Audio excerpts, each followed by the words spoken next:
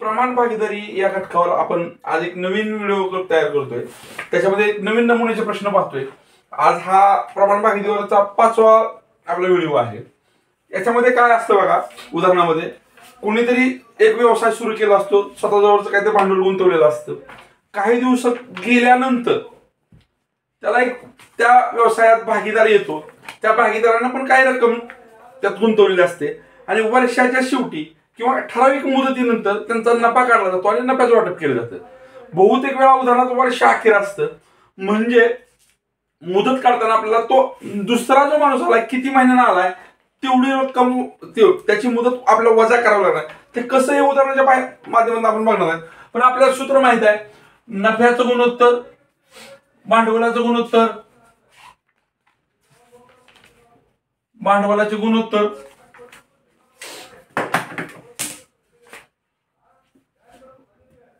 गुणुले मुदतीचं गुणोत्तर बरोबर नफ्याचं गुणोत्तर असतं. आता इथं आपण लिहून काढूया थोडं समजून घेण्यासाठी. गुरुनाथ आहे आणि दीनानाथ आहे, हे दोघ जण आहेत. समजून घेऊया. गुरुनाथनं भांडवल गुंतवले 12,000 रुपये.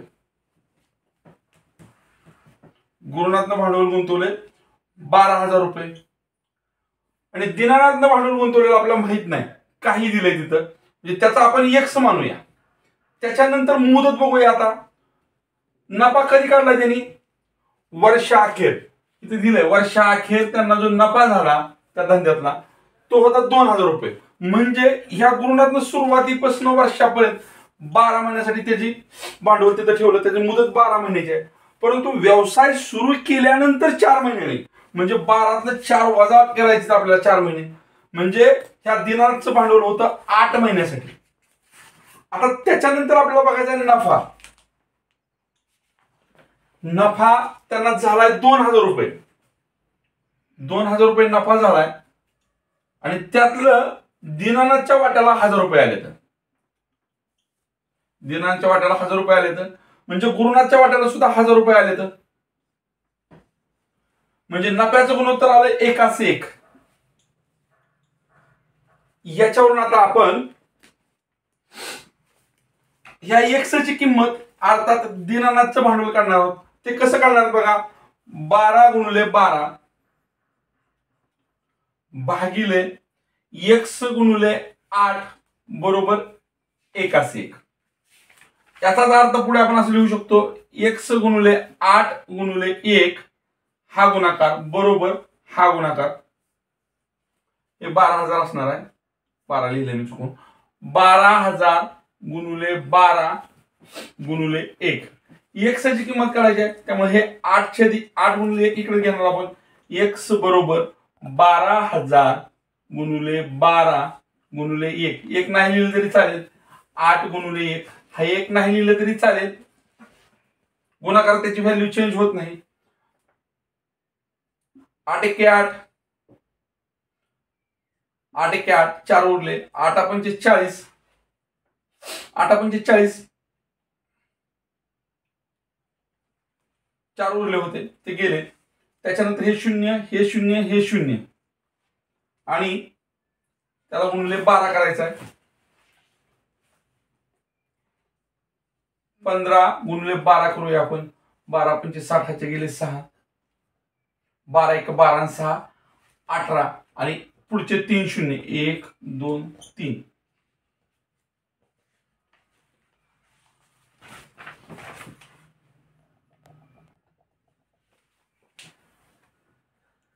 काय करतो? काय चुकलं? 12,000 आहे इथं.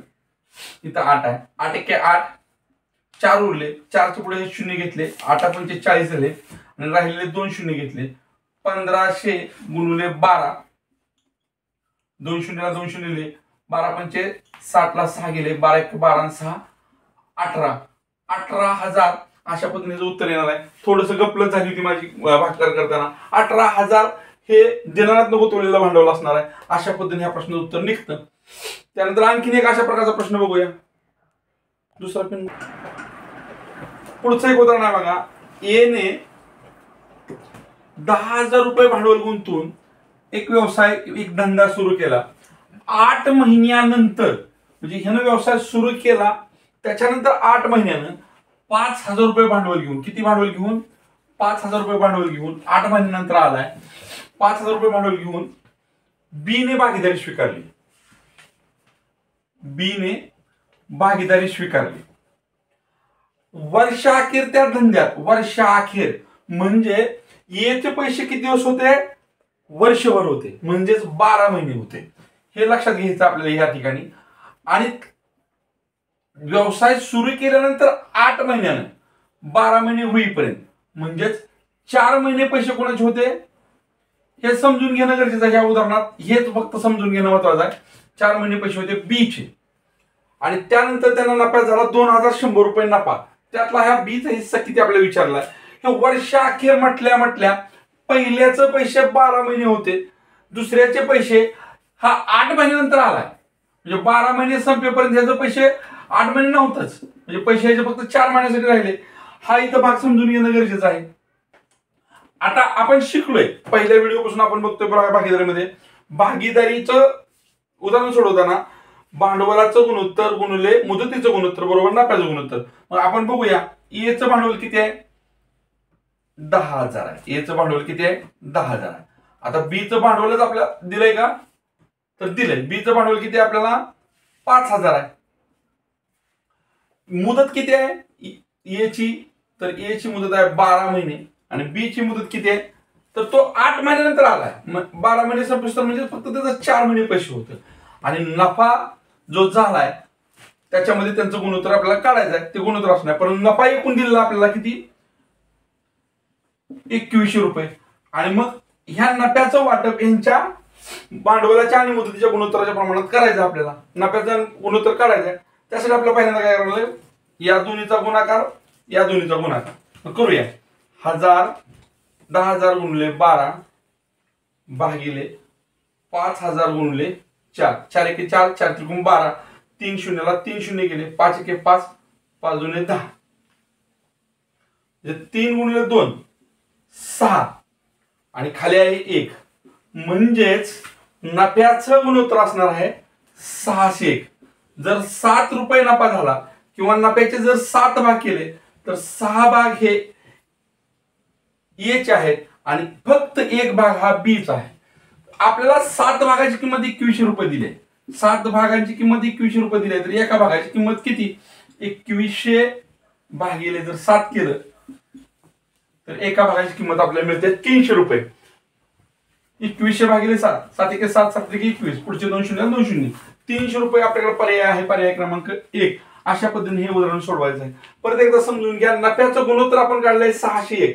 6 भाग एचे आहे, 1 भाग बीचा आहे. म्हणजे एकूण 7 भाग नफा झाला. त्या नफ्याचं वाटप करताना 6 भाग एला गेले आणि 1 भाग हा बीला आला. परंतु एकूण नफा जो झाला होता तो होता 2100. ह्या 2100चं 601 याप्रमाणे वाटप करायचं आहे आणि त्यातला एकच वाटा फक्त बीला येणार आहे. म्हणजे एका वाट्याची किंमत आपण काढली 300 रुपये. ती 300 रुपये म्हणजे पर्याय क्रमांक 1. दुसरं उदाहरण बघूया. आणखीन एक उदाहरण आपण पाहतो मित्रांनो. अ ने 21,000 रुपये भांडवल गुंतवून एक व्यवसाय सुरू केला. ब ने 5 महिन्यानंतर त्या व्यवसायात किंवा त्या धंद्यात काही भांडवल सांगितलं नाही, पण कधी आलाय? ह्यानं सुरू केल्यानंतर 5 महिन्यानं आलाय. म्हणजे त्याचं भांडवल 5 महिने अधिक होतं. गुंतवून भागीदारी स्वीकारली. वर्षाअखेर म्हणजे नफा त्यांचा वर्षाअखेर काढलाय. म्हणजे ह्याचं भांडवल 12 महिने होतं आणि 12 महिन्यापेक्षा 5 महिने कमी ह्याचं होतं, म्हणजे ह्याचं 7 महिने होतं. हे इथं काढून घेणं आपल्याला लक्ष देणं ह्या उदाहरणासाठी हे महत्वाचं आहे. जर झालेल्या एकूण नफ्यापैकी 7/16 म्हणजे एकूण नफ्याचे जर 16 भाग केले तर त्यातले 7 भाग ब ला मिळाले. म्हणजे अ ला किती मिळाले? तर 16 मधून ते 7 वजा केले म्हणजे अ ला 9 भाग मिळाले. नफ्याचे 16 भाग झाले. याचा अर्थ नफ्याचे एकूण 16 भाग झालेले त्यातले 7 भाग ब ला मिळाले. राहिलेले 9 भाग जे आहेत ते अ ला मिळाले. म्हणजे आपल्याला नफ्याचं गुणोत्तर असं मिळतंय अ चं ब शी 9 असतात. तर ब ने किती भांडवल गुंतवलं होतं असं विचारलेलं आहे. मग आपण काढूया. अ किंवा ए बी ब भांडवल. आता इथं भांडवल च आहे 21,000, त्याची मुदत वर्ष अखेर म्हणल्यामुळे किती झालेली आहे? 12 महिने झालेले आहे. याचं भांडवल आपल्याला माहित नाही, आपण ते एक्स मानूया, वाय मानूया, झेड मानूया, काय मानलं तर चालेल. त्याची मुदत मित्र किती आहे? ह्यानं 12 महिने पैसे गुंतवलेत, पण ह्यानं गुंतवायला सुरू केल्यानंतर 5 महिन्यानं तो आलाय, म्हणजे 5 महिने कमी असणार आहे. 12 - 5 7 महिने याचं भांडवल होतं. परंतु त्यांच्या नफ्याचं जे गुणोत्तर आहे ते कसं आहे? 9/7 आहे, 9/7 आहे. त्याच्यानंतर आपण याचं भांडवल काढू शकतो. मग त्यासाठी आपल्याला काय करावं लागेल? या दोन्हीचा गुणाकार आणि त्याच्याबरोबर हे सूत्र मांडून समीकरण मांडून घ्यावं लागेल. 21,000 गुणिले 12 आणि हा तिरकस गुणाकार होणार आहे गुणिले 7 भागिले x गुणिले 7 गुणिले 9. x ची किंमत काढायची आहे, ते x बाजूला घेतलं इकडं. ह्या 7 ला हे 7 गेले, 3 त्रिक 9, 3 चौक 12, 3 1 3, 3 7 21, 7,000 राहिले. आणि 7,000 ला हे 4 गुणिले करायचे, 7 चौक 28, 28,000 झाले. आणि x ची किंमत 28,000 आली. म्हणजे x म्हणजेच काय होतं? ब चं भांडवल होतं. इथं आपण x मानलंय, ब चं भांडवल. ठीक आहे, भांडवल म्हणजे 28,000 ही x ची किंमत आली आणि मग ब चं भांडवल किती होतं? 28,000 होतं. अशा पद्धतीने इथं फक्त अशा प्रकारच्या उदाहरणात वर्षाखेर म्हणलंय, 2 वर्षाखेर म्हणलंय, 3 वर्षाखेर म्हणलंय आणि हा बाबा किती उशिरा आलाय तो त्या रकमेतून त्या मुदतीतून वजा केले की आपल्याला उदाहरण सोपं सुटसुटीत होते. मित्रांनो, आतापर्यंत आपण जी उदाहरणं बघितली भागीदारीची होती, पण ही भागीदारी दोघात होती. इथं मात्र भागीदारी तिघात आहे. हे उदाहरण कसं सोडवायचं आहे? तर काही बदल करणार नाही, त्याच पद्धतीने मांडणी करून करायचं आहे. बघूया उदाहरण कसं सोडवायचं.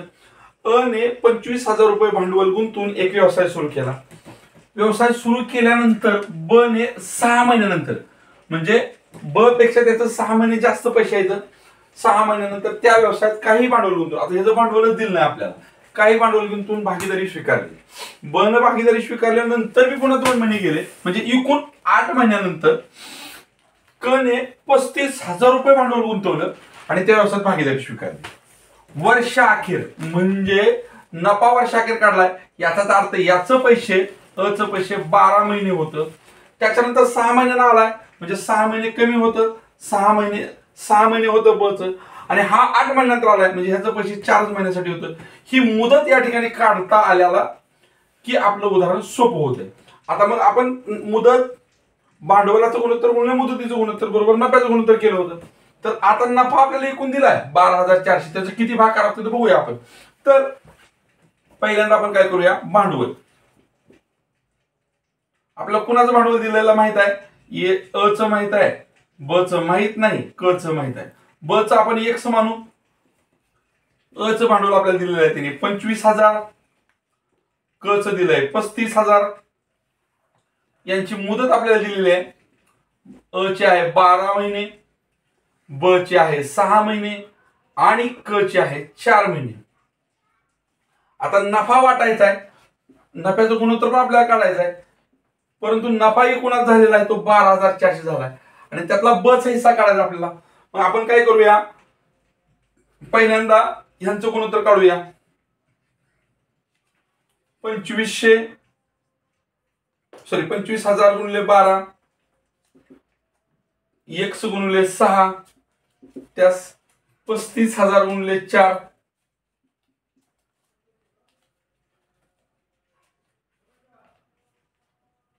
हे जर गुणोत्तर काढलं तर आपल्याला लक्षात येते बघा.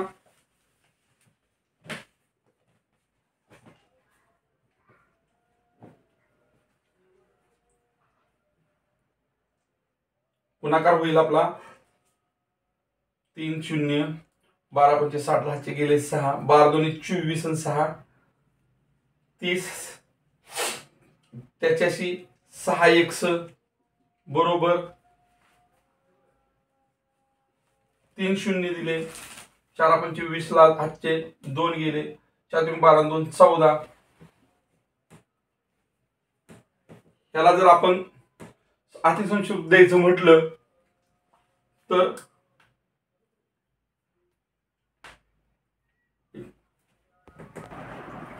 थोडासा गोळ झाला मित्रांनो, गणित लिहिताना गोळ झाला. ब चं भांडवल पण आपल्या इथे दिलेलं आहे. उदाहरणार्थ माझ्याकडून उदाहरण लिहिताना चुकलंय. ब चं भांडवल आपल्याला दिलंय 30,000 रुपये त्यानं गुंतवलेत म्हणतंय, त्याशिवाय आपल्याला नफा काढता येणार नाही. ब चं भांडवल जर मांडलं आपण, इथं 30,000 दिलेत असं इथं लिहिलं, तर ब चा इथला जो हिस्सा आहे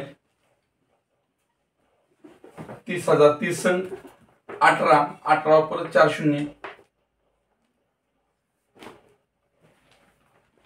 आता इथं 4 शून्य, इथं 4 शून्य, हे 4 शून्यला हे 4 शून्य गेले, या 4 शून्यला हे 4 शून्य गेले. 30, 18, 14 आहे. त्याला परत 2 न भाग जातोय. 15, 9, 7. आता ह्याच्या पुढे भाग जात नाही, अतिसंक्षिप्त. मग एकूण भाग किती होते? 15, 9, 24. 24 आणि 7 33. एकूण भाग किती व्हायले? यांच्या भांडवलाचे 33 भाग व्हायले. आणि 33 भागांना नफा जो झालाय तो 12,400 झालाय. म्हणजे यातल्या आपल्याला ब च विचारलंय आणि ब च भाग आहे 9. 33 भागाला जर 12,400 तर 9 भागाला किती होईल नफा असं काढू शकतो आपण. 12,400 गुणिले 9 भागिले 33. आता थोडस उदाहरण सोपं करण्यासाठी आपण ह्याला 3 न भागात 3 न घालूया, याला 3 न भागाला 1 आलं. 11 एके 11, 1 उरलं, 1 च्या पुढे 4,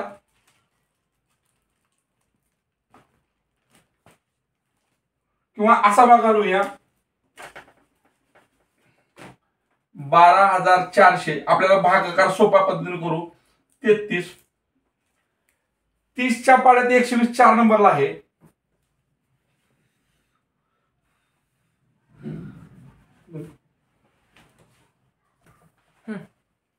मित्रांनो थोडीशी गपलत होते.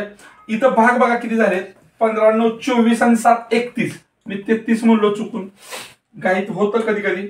आणि मग अशाच उदाहरण चुकतात. 31 आणि मग 31 न जर आपण 124 ला भागलं तर 4 चा भाग जातोय. 4 च्या पुढे हे 2 शून्य गुणिले 9 बरोबर 3,600. हा बी चा नफा असणार आहे. तो कसा काढलाय? याप्रमाणे त्यांचं भांडवल, याप्रमाणे मुदत, आणि मग त्यांच्या भांडवलाचा आपल्याला गुणोत्तर काढावं लागलं. गुणोत्तर काढल्यानंतर एकूण भाग किती झाले? तर 15, 9, 24 आणि 7 31 भाग झाले. 31 भाग म्हणजेच 12,400 रुपये नफा आहे. तर हे 9 भाग म्हणजे किती नफा? तर 3,600 रुपये नफा. आणि 3,600 रुपये पर्याय आपल्याला पर्याय क्रमांक 1 आहे. अशा पद्धतीने या प्रश्नाचं उत्तर असणार आहे.